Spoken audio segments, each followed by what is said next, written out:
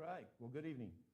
Time to start our Bible study. Glad you could join us this evening. We're looking at the character of Moses. If you'd like to turn over to Exodus chapter 2, about 19. We're going to pick up there, but we're going to jump in. Most of the study tonight will be in chapter 3. So I'm glad we got 3 people joining us online. And so we have people in class. I hope we'll have an exciting class tonight as we continue to look at this the character and some of the historical aspects of Moses and looking at the fulfillment of God's promise through Moses and through the patriarchs, as we call them. Before we continue, let's have a quick word of prayer.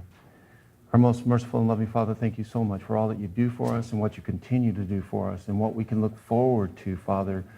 Your promises are sure and true, and even though we may not be faithful, we can trust that you are always faithful. And we thank you for this opportunity that we've been blessed with, that we can come and study your word.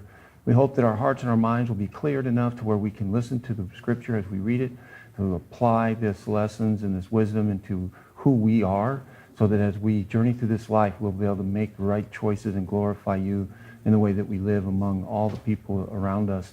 And we ask all this in Christ's name, amen. So as we come to the point with the Moses, we know that Joseph has been gone for over 400 years, close to 400 years. No one knows him. The children of Israel are now just foreigners in the nation of Egypt, and they become a threat. And this threat has bothered the Pharaoh to the point where he wants to oppress them. He's threatened because of the geographics, the race, the population size. Geographically, because of the location and where they're at on Goshen, he's afraid that possibly they might line up if they have enemies invading from that direction, which was an avenue of approach, that they might just line up with them and turn on the Egyptians. And so he decides to stop their growth, repress them, control them by enslaving them. And then through that, it's not working. They continue to populate and grow and prosper. And so he becomes more oppressive to the point where he decides, well, we got a population control through a birth control in a way of after the babies are born, if it's a male, kill the baby. And then we know the midwives won't do it. And so then it's all the Egyptian soldiers or people are to take the male babies and throw them into the river. And then we find Moses' mother was unwilling to do this. She puts him in the basket. He is then retrieved, brought into the house of Pharaoh, and raised. 40 years, and let's keep that into perspective. 40 years, where were you? And for us, at least I know everyone here, we're over 40. If you can think about how many years was 40 years to you and how much life you had lived already to that point, and how much influence had around you had shaped who you are. And I think about that in my life and all that I had lived, and my children, I had all my sons that were going into high school and stuff, and all those things had shaped Moses as well, because he lives in Pharaoh's house and he must be hearing the stories about them worthless Hebrews, and everything we do, they just seem to keep populating. They're such a threat and how horrible they are. And so he must have seen his prejudice within the house of Pharaoh. And so, but this point was that he's going out now, he wants to see how bad. He has this pulling of his spirit towards his people to see what's going on. It's not like he can go back and associate with his mother.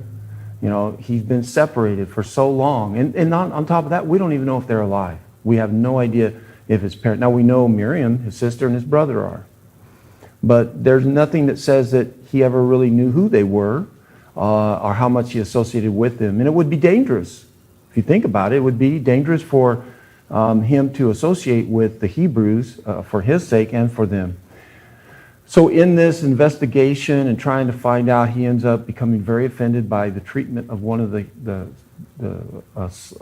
Egyptian official on the Hebrews, and to the point where he murders one of them, tries to hide it, doesn't work. He comes out. You can see in this story of where he's trying to, I think, inject himself in believing, between his influence with the Hebrews, because he is a Hebrew, they should accept him, and then also being Egyptian, being raised and educated in Egyptian ways, that he would have that ability, and that makes sense.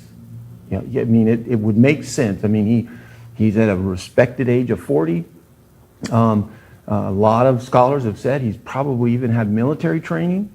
We forget that aspect of him because that was one of the things that the princes of Egypt did, was they went out into battle and they learned how to fight.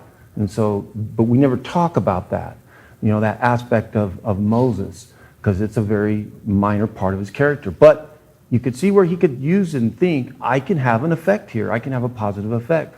And it completely goes sideways on him. And then so the next day when he goes out, you think, well, I put the Egyptian in check, and they shouldn't do that. Now you're acting bad to each other, and tries to act as a judge, and they turn on him. And then he realizes he's in trouble, and so he flees.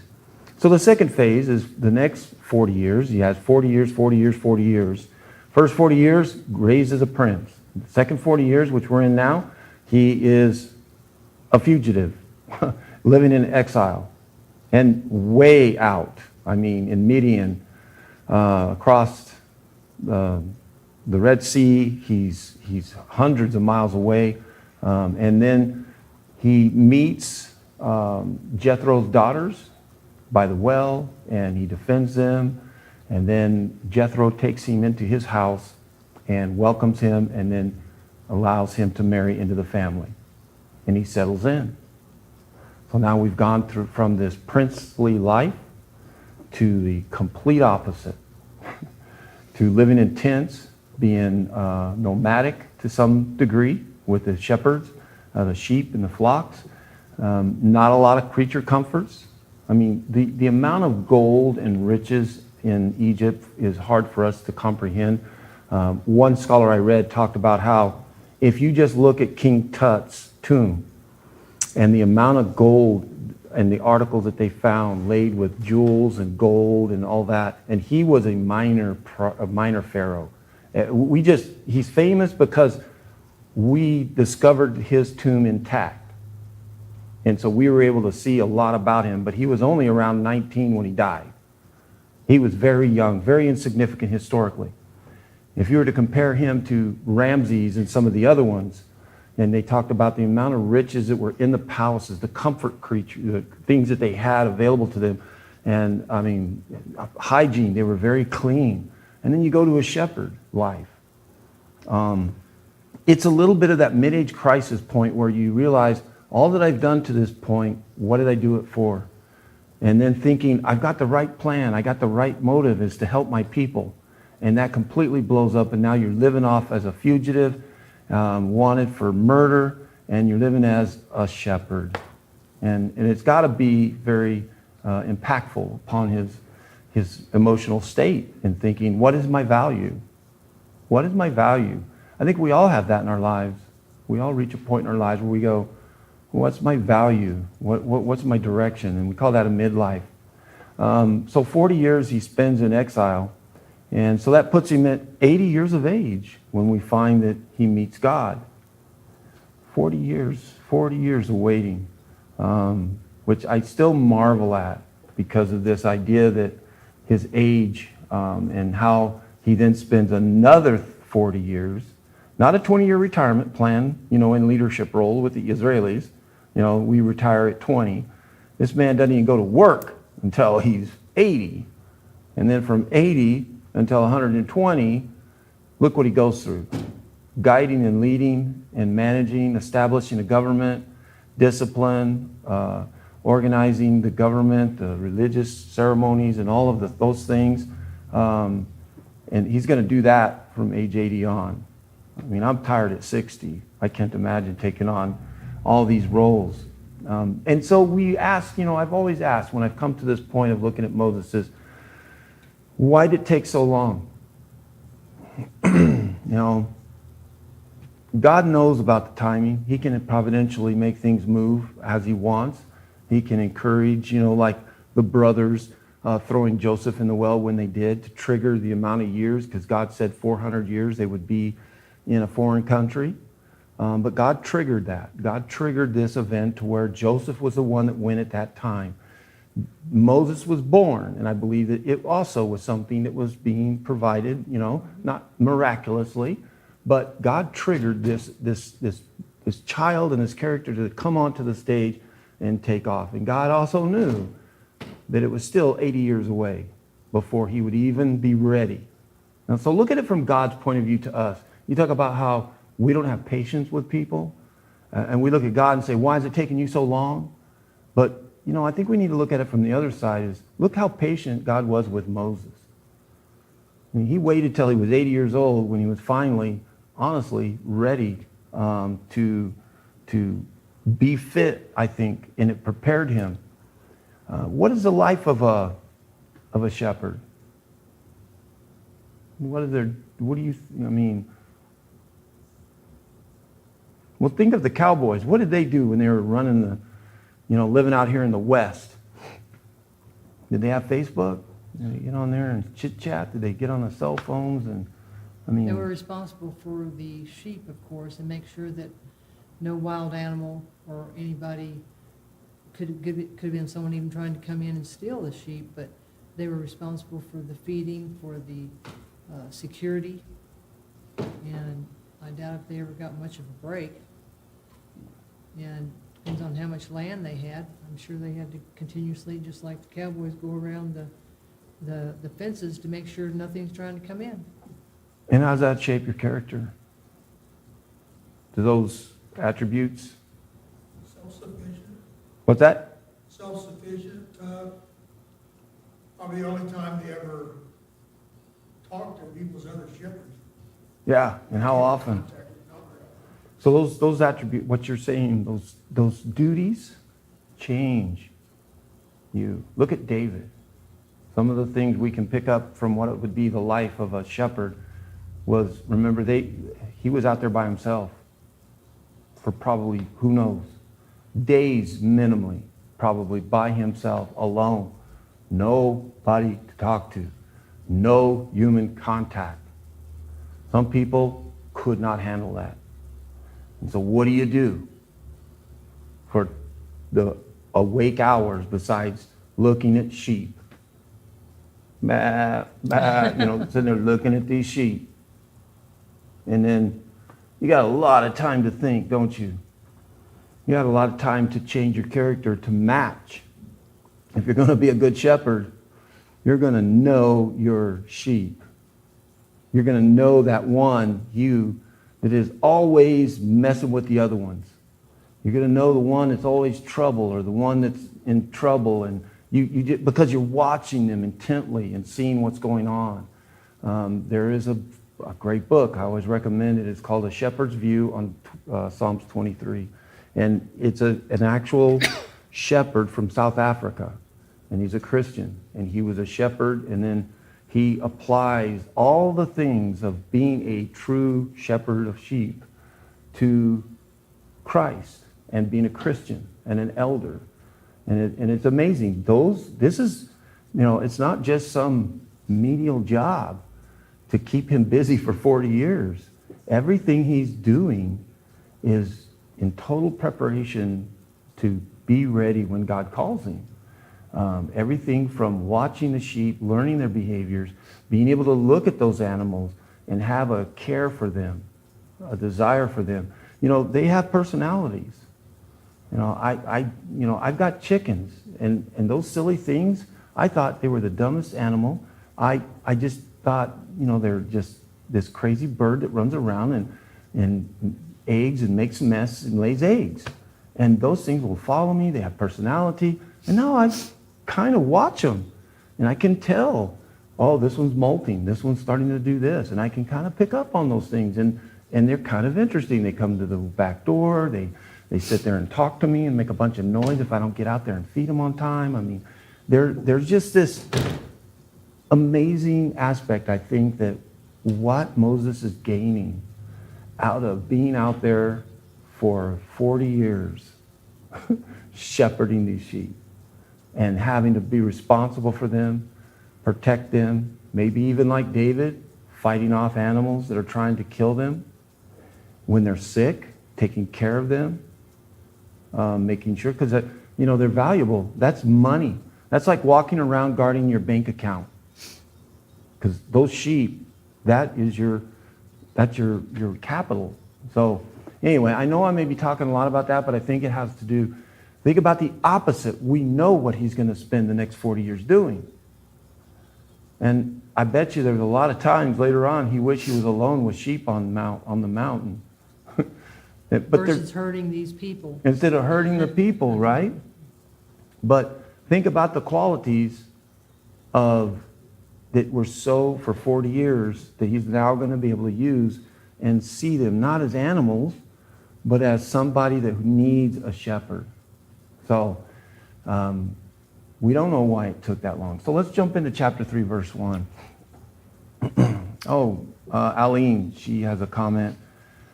Also shearing the sheep, taking care of the lambs who don't have a mother. The sheep tend to go everywhere they want to go. Lots of running, some daydreaming. Yeah, and they get in trouble. I've also heard that sheep, in that book I was telling you about, that a wolf can attack and the other sheep will freeze. Mm-hmm. And they will stand there while these wolves are attacking.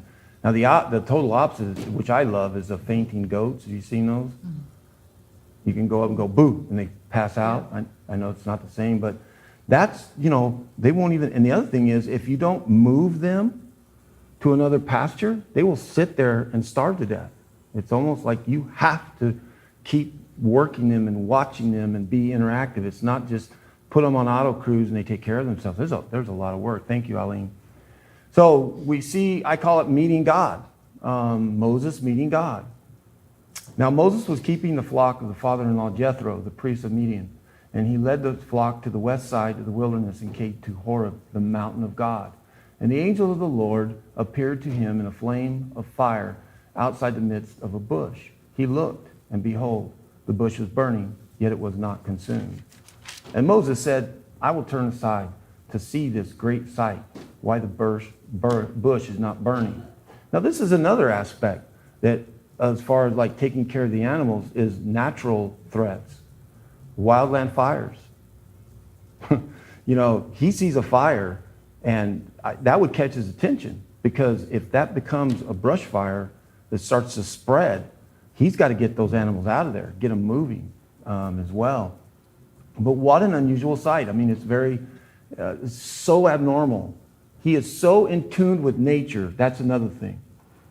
People who spend that type of time out in the elements continually, they can look at the cloud and see where it's moving and tell, we're going to have a storm tomorrow. The Indians, they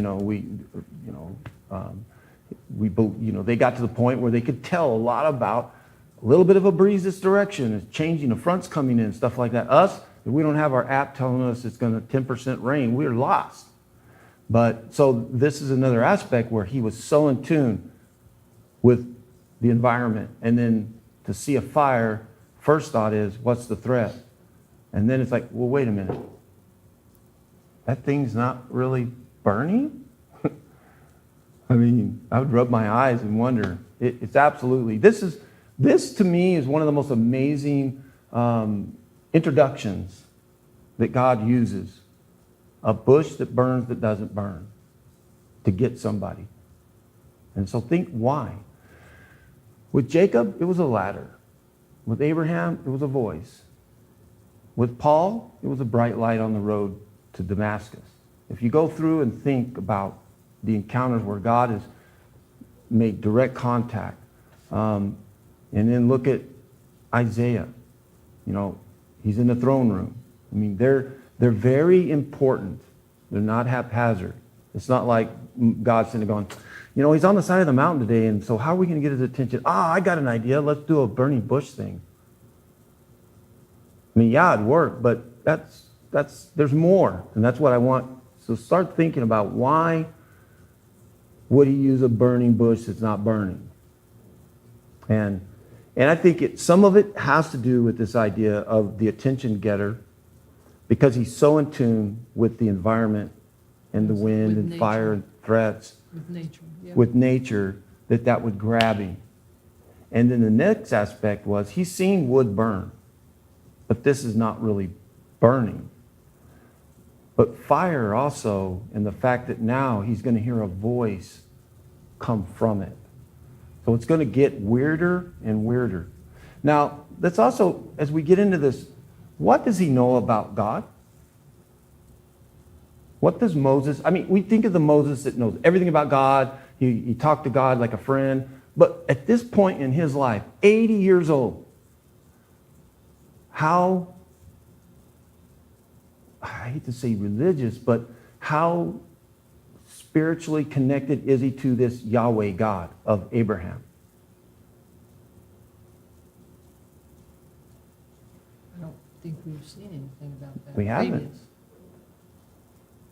The only thing we have is the fact that he had a connection to the Hebrews and that he went out and he was concerned about their welfare. That's it. That's it. I mean, so what? And then, so I always often try to defend the Israelis, the Hebrews, and say, what did they know at that point about God Himself? There were some, obviously. There's always a remnant of people who maintain a love for God, the true God, and try to remain faithful. But we'll find out later on, as once they exit Egypt, they were not even circumcising. They didn't have Passover yet. So there was nothing ceremonial outside of the patriarchal type of sacrifices. That's gone. They're not doing that. So what are they doing? And so this is, sometimes we look at talking about, I guess what I'm trying to say is, what do they deserve that God should be doing this for them? I mean, they're not, I'm going to be kind of silly, but they're not going to church. They're not following anything. They were still the chosen people. Huh? They were still the chosen. But why were they chosen? It had nothing to do with them, right? Goodness. Not them personally. Nothing. It was God's love. But not necessarily well, let me back up. You're right. It's agape love for them, but it's all because of one man, Abraham. That's the only reason. There's absolutely nothing good that they could say that they had done to this point that they could say, we're deserving of you delivering us out of our misery. What have you done for God? And we can tell by their attitudes, yes? Yeah, I agree with what you're saying there, but I think there's always some of these people talking to God. Of course, there were some of the other people that were talking to God too that weren't necessarily them. We had a few that were talking, but nothing they did would deserve what God did for them. And that's why I put that in there, that, there were people that were, because how did they even know what they knew? If they had completely abandoned their traditions, and I say traditions because that's all they are. I mean, the traditions from Jacob, from Isaac, from Abraham, all the way down, from Joseph. Always a remnant that were. That's like, how do you know know about your family? How do you know about your family and what they did? It's from oral tradition, isn't it? And if you don't have somebody that cares enough to give you that information and share it with you, like Regine, when she brought those books, your family sharing with you, you wouldn't know. Somebody has to care enough. So there's absolutely, and I think that his mother was one, but it's a very small remnant, and there wasn't the same dedication that you could ever say that all of a sudden God would say, okay, you guys are deserving, and so you earned my relief, my coming and delivering you. No, it has nothing to do with that. And this idea when it says, we read last week where it says, and he remembered. He never forgot. He remembered the covenant. He's restating that for our purposes to remind us that he had never forgot, and now he's executing what he had promised to do. You just happen to be alive at that time, you guys, when I'm doing this. But most of you, no, there's nothing there. As far as Moses, he was raised according to the Egyptian gods. Probably knew more about them, but I think providentially, there was an element, there is something in him. Just like Abraham. Abraham's family was as much paganistic worshiping, and yet you have him. And so But it's something within Abraham, something within these individuals that have this purity of heart that God is able to use. But so when I say, what does Moses know as he's approaching this burning bush? Who are you? You see? Who are you? We've gone over this so many times in Bible classes and stuff that we already know that it's Yahweh, and we know he's going to know Yahweh. We know all this. But at this very moment, as he's looking at this bush, burning but not burning, and then he walks over to it and encounters it. It could have been Ra, the Egyptian god. It could have been anybody. I mean, he vaguely knows. He probably knows, this is very speculative, I think he knows probably a little less about Yahweh God than he knows about the Egyptian gods. He has more formal training on the Egyptian gods than he would have formal training on Yahweh. And so put yourself in that as you approach. And so your religious upbringing and understanding for the first 40 years of your life. Now here's a caveat. Who's his father-in-law? Jethro.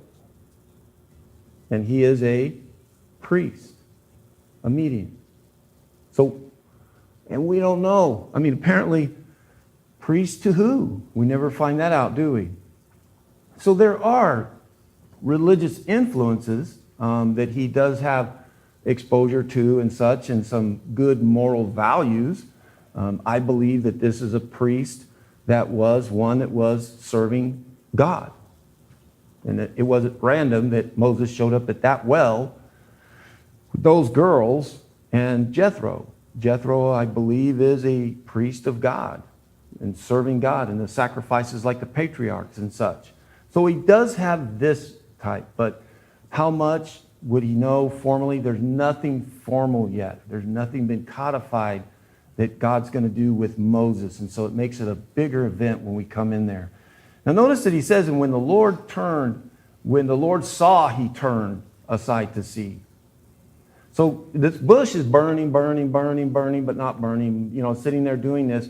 And he's not quite looking yet, but it's right when he turns to look. He doesn't speak until he looks at it. Moses, Moses. And he said, here I am. And then he said, do not come near. Take your sandals off your feet, for the place on which you are standing is holy ground. Why is that?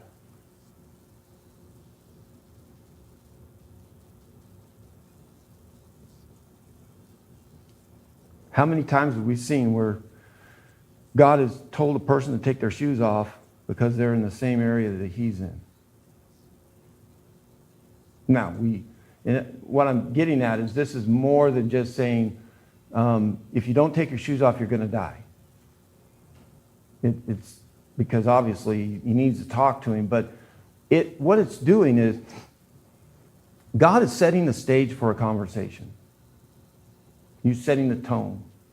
And that's what God's doing. He's starting by giving him something that is outside of nature. Bushes don't burn and not burn. No. Bushes don't talk that are burning that don't burn. And so God is getting him ready for this very serious, and God already knows the end of the conversation, right? We know what it's going to end. But he's got to get Moses out of this isolation, bringing him out of the shepherdness and building a whole new relationship with him. Get that respect. Establish righteousness up front. And so the idea here is when you approach me, I want you to never forget that I am holy. That I deserve respect. The Asians, Orients, have this custom, don't they? Take your shoes off before you come in the house. And it's a form of disrespect if you don't. It was take your hat off. Get your hat off. Because you're showing disrespect by not having your hat on, by leaving your hat on in the house. And so we, in the Western, was take your hat off. If you had it on, you're showing disrespect to the person who has that house. This is a form of disrespect to God, showing you're identifying. So that's all he's doing. It's just a setup to remind him. And I think there's a lesson for us. What can you think that this might be for us? Quit wearing shoes in church? It looks like, to me, it's a little bit like foreshadowing, like the Jewish people, they would cleanse themselves off before they saw God and stuff like that. And, we're supposed to try to ask for forgiveness for our sins before we do certain things. That's what I kind of see, like he's getting him ready for maybe what he's going to do later, what the Jewish people are going to do later. So it's a reminder of when we approach God, doesn't it? In our Like, best. like you said, the Jewish customs became this way as well, the Orients and stuff, I think.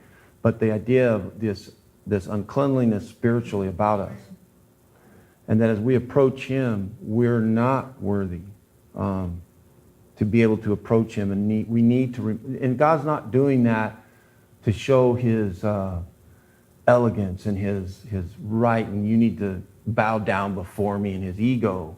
It's to remember. And why are we in that condition? Why are we dirty? It's because we didn't listen to him. It's because we're dirty because we have sinned. And sin does what? Separates us from God. And as long as we have our feet dirty, body dirty in a sense, it's a spiritual shadow of the spiritual side of our dirt, of our sin.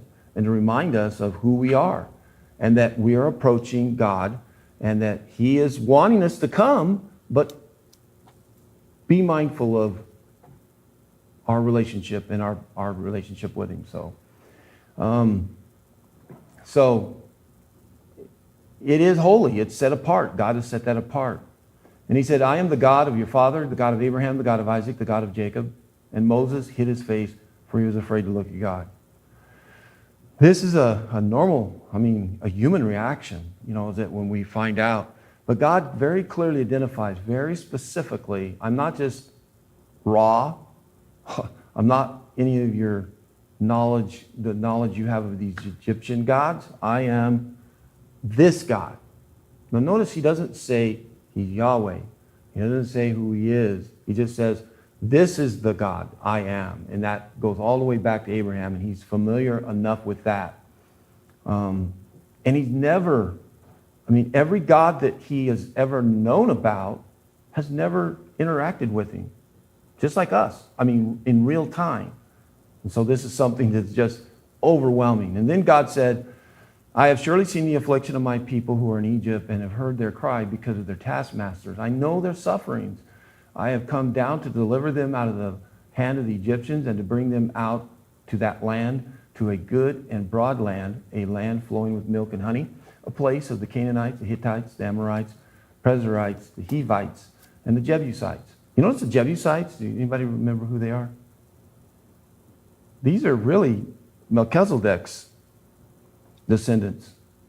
Jerusalem, the Jebusites, are going to be like the last ones that are finally going to be overthrown. They were not overthrown when they came in. The Jebusites remained, remember?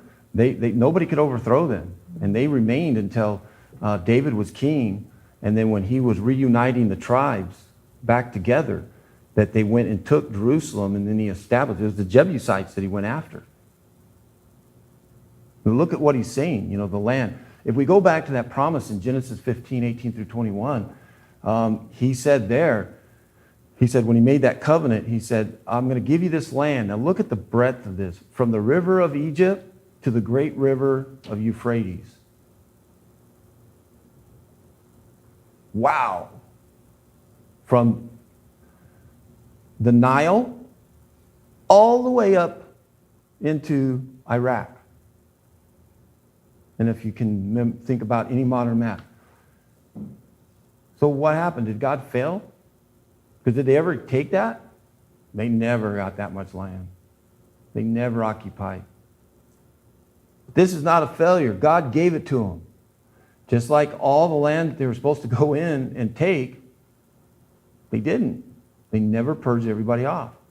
But this idea of what he's reminding Abraham is who I am, as far as the God of Abraham, Isaac, and Jacob, and then saying, I've heard this cry, and I am now going to fulfill this promise. And he actually, back in Genesis, God specifically says in verse 20 of chapter 15, he says, in the land of the Canaanites, the Kenizzites, the Chaldeans, the Hittites, the Perizzites, the Rephaims, the Amorites, the Canaanites, and the Geshurites, and the Jebusites. He listed Jebusites there too. That's 400 years before. Now, if we were to go back and look, we can see where he also gives a little bit more of an explanation. He says, why? Why is it going to delay? And it's because he says the sins of the Amorites have not fulfilled yet. In other words, he's giving them time. He's going to give them time. So that time that the children of Israel are being taken care of and they're off into the land of Egypt prior to delivery, God is still, working justice and is giving those people a chance to repent. But he knows in the long run it's not. And he names the same tribes to Abraham that he now tells Moses. These are the same tribes that are going to be taken out. So this is what I'm going to do. This is who I am. That's the opening conversation. Okay. I know what you're going to do. I know who you are. And then 9. Now, behold, the cry of the people of Israel has come up to me, and I have also seen the oppression with which the Egyptians oppress them. Come, I will send you to Pharaoh, that you will bring my people, the children of Israel, out of Egypt. Woo! Okay, whoa. You can just see his mind overwhelmed. The fact that there's a bush that burns, that doesn't burn, it's talking to me. It's now the God of my people, and he's going to deliver the people out. Now, it's very possible he does know that there's a prophecy that the people were going to be delivered at some point. And there's some thought that maybe at age 40, he thought he was trying to inject himself as that prophetic leader. But at 80, he's not, no. He's not a 40-year-old man no more. And it's not because he's old physically. I think it's because he's resigned to the fact that I'm not really worthy. I proved my failure. I attempted this. I cared for the people. And I'm at a different point in my life. And God's saying, no, you're not. No, you're not. This is just the beginning. It's just the beginning. And this again, 15, back in Genesis 15:13, this is what he said to Abraham. Know for certain that your descendants will be strangers in a foreign land, and they will be enslaved and oppressed for 400 years. Without that oral tradition, because that's really the only way that they would receive these, and that's the way that the memory was completely different. Today, we have a book, we have a tablet, we just pull it, oh yeah, that's what they said. Then it was very much responsible, the patriarchs, to instill that verbally tradition to them and pass that on. So that's what he's reminding him of. And that's what he's reminding you and I of today. Is when we read this, it's not just, oh cool, look, he fulfilled it. No, it's to remind us of his faithfulness. And then we don't understand why he's doing what he's doing, but he did kind of, because he did explain the fact that their sins aren't full. Right. He's not going in and just randomly saying, I got to evict some tenants so I can bring my people in. Sometimes people look at that. Oh, well, look at God. He did this genocide on the people and just killed all the people in the land of Canaan. No. If you know your Bible, you understand that God said, no, they're going to go off for 400 years because the Amorites, the sins of these people are not full yet. I'm holding out for them. And now we see it happening over the 400 years. And God is still showing that faithfulness as he comes to this point. This is where Moses starts showing his concern. And Moses said to God, who am I that I should go to Pharaoh or that I should bring the Israelis out of Egypt? And that's a good point. Who do you know back in Egypt after 40 years? I mean, even us, if we've lived here in one city 40 years, how many people do you know that you knew back 40 years ago are still around that you still associate with? And more or less, if you've left and you haven't lived in a place for 40 years and you're going to go back to there and your last memories are what? Yeah. You expect them to respect you? How did the Hebrews respond? Who are you? How did the Egyptians respond? You're a murderer. And he's by himself? And the other thing is, he knows the government of Egypt. He knows the power of administration and the military prowess of the Egyptian army. And I'm an 80-year-old man, and I'm going to walk all the way back to Egypt. There's just so many things that we start to say that there's no way I'm fit. And this is where, even today, as Christians, when we serve, I'm not saying, when you turn 80, that's time to serve. My point is, we always have excuses, and somehow coming up, like Moses does here, we're going to see, of why I shouldn't. And honestly, God has taken them out from us just like he's taken them out from Moses. He removes those excuses, honestly. And that's what we're going to see. I want you to see that as we discuss this, is how he removes all the excuses, and he's doing that for us today. You're just not listening. Because through this story, as well as the apostles and the first century Christians and what they accomplished and what they did and what they went through, we have no excuses. And I don't care what age you're at. We see Jeremiah in Jeremiah 1:6, when God called him, what did he say? Oh, Lord, behold, I do not know how to speak. I'm only a youth, right? And he said, go. Isaiah, his excuse, woe is me, for I am lost. I'm a man of unclean lips. I dwell in the midst of people of unclean lips, for my eyes have seen the King, the Lord of hosts. And I'm not worthy either. And God isn't saying, I'm asking you to do this on your own accord. I'm asking you to do this because I'm going to be with you, and I'm going to prove that I will make you successful. And that's exactly what he tells him. And isn't that what we forget? It's think you're not doing you. on alone? You're not alone. Why would you think? And if God is with you, what? Who can be against you? Who could be against you, and who cares who's against you if God's with you? That's right. And this is the part when he says, but I will be with you, and this will be the sign for you that I have sent you. When you have brought the people out of Egypt, you shall serve the God on this mountain. How interesting. The very mountain that he has that first conversation with is where he's going to bring all those people back to. And Moses said, if I go to the Israelites and tell them, the God of your fathers has sent me to you, they will ask, what is his name? What should I say to them? Does he know his name? Do you see? Do they know his name?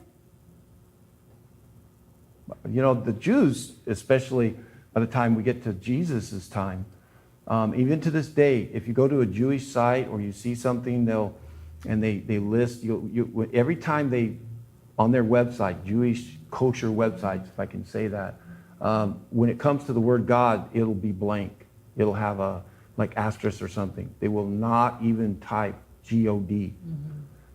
Will not use his name. It's blasphemous to even mention his name.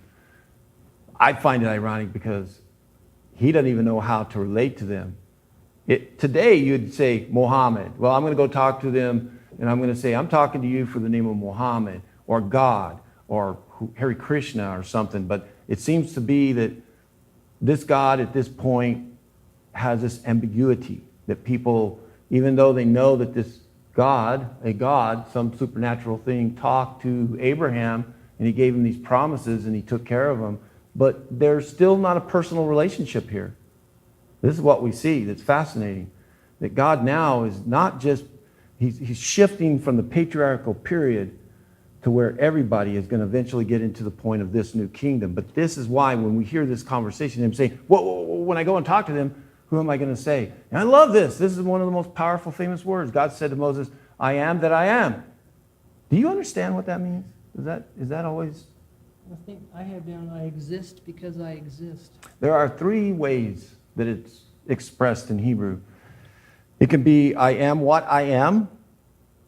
It can be, I will be what I will be.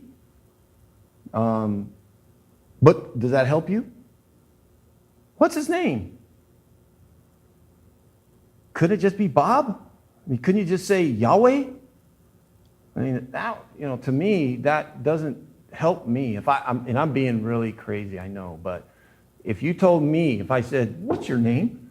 And you said, I am what I am, that I am. Say, wow, I don't know. You got a nickname? Something else? Because think about what does that say to you? I am that I am. And we can't grasp it because we don't understand the Hebrew. What this is saying is, I have existed and I have always existed. I am what I am and I am. Meaning I'm eternal. I am the eternal. So that's interesting because, well, could he have just said that? I'm the eternal one? Yeah. But we don't get the Hebrew again. And that's what, yes, it's neat. We say that. You know, Jesus said that, didn't he? Jesus said, before Abraham, I am. Was I am, yeah. So it's just showing an eternalness. This, I've always existed and always will. I am that I am. Or like the other way, I am what I am. I will be what I am, will be. I have just always existed. I am the eternal one. And so God also said to Moses, say to the people of Israel, the Lord, the God of your fathers, the God of Abraham, the God of Isaac. You notice he goes through that again. And the God of Jacob has sent me to you. This is my name forever. Thus I am to be remembered throughout all generations. That thus I am is where he's tying back to saying I am what I am. You know, that I am eternal, forever. That's all you need to know. I don't need a personal name. You don't have to put a name on me. And sometimes I wondered that this is possibly where the Hebrews have said, you can't put a name on him. To put a name on him is like when I just said, well, couldn't he have gone by Bob? That's so insulting, isn't it? It's like, could you ever put a name on him that would be worthy? No, we really, I think Yahweh's pretty respectful, but, you know, in a way it's not. How could you do that? It's like us building an idol and saying, that's him, that represents him, this name or whatever we're trying to label him with. So the fact that he's eternal is what he says forever. Go and gather the elders. Step one, go gather the elders together and say to them, the Lord your God, your Father. He's repeating it again. He's saying this, he's reminding, the Lord, the God of your fathers, the God of Abraham, of Isaac, of Jacob, has appeared to me. You know, it's like this long title. And that title is genealogy. He's done it three times. When he first met him, he said that. Then he said, gather the elders of who? Abraham, Isaac, and Jacob. And then he says, you know, say to them, Abraham, God of the Abraham, Isaac, and Jacob. This is the one. He keeps bringing in the fact of their patriarchs, the patriarchs. These are the ones. I have observed you, and I have seen what's being done to you in Egypt. God has seen you. He's noticed. He's seen. And I promise that I will bring you up out of the affliction of Egypt to the land of the Canaanites, Hittites, the Amorites, the Perizzites, the Hivites, the Jebusites, a land flowing with milk and honey. Now, again, just keep showing this idea of the consistency of the promise that is being given to them. Wow, we're already at 6:49. Let's go ahead and read a little bit more. And I promised that I would bring you up out of the affliction of Egypt to the... Oh, I'm sorry, I already read that. So let's go to 18. And they will listen to your voice, and you and the elders of Israel shall go to the king of Egypt and say to him, the Lord, the God of the Hebrews, has met with us, and now let us please go 3 days' journey into the wilderness that we may sacrifice to the Lord our God. So now, it's interesting, when you go to him, you don't have to mention all of Abraham, Isaac, Jacob. Just that this is our God. And now, it's the first step of this is talk to the elders, then you and elders go to the Pharaoh and tell him you want to go 3 days' journey and sacrifice. Is that really what God wants? No, because he knows what's going to happen. He says, but I know that the king of Egypt will not let you go unless compelled by a mighty hand. So I will stretch out my hand and strike Egypt with all the wonders that I will do in it. After that, he will let you go. and I will give his people favor in the sight of the Egyptians. And when you go, you shall not go empty, but each woman shall ask her neighbor and any woman who lives in her house for silver and gold and jewelry and for clothing, and you shall put them on your sons and your daughters, and you shall plunder Egypt. That's a prophecy within a fulfillment. It's weird, isn't it? Mhm. What is that about? We're going to look at 4. We'll start 4 next week. But, this is what he's telling him. I know, we're going to go worship for 3 days. We'll be back. But I know he's not going to let you do it. But he's going to push Pharaoh. If you think about this. First it's 3 days, and then it's going to be permanent. Let us go. But even just with 3 days is enough to irritate him, that's going to trigger his hardness, that's going to cause him to respond that way. But when it's all over, and I get done with him, he says that even the people of Egypt. Now this favor isn't, we like you, because they're not. You just killed all of our firstborn.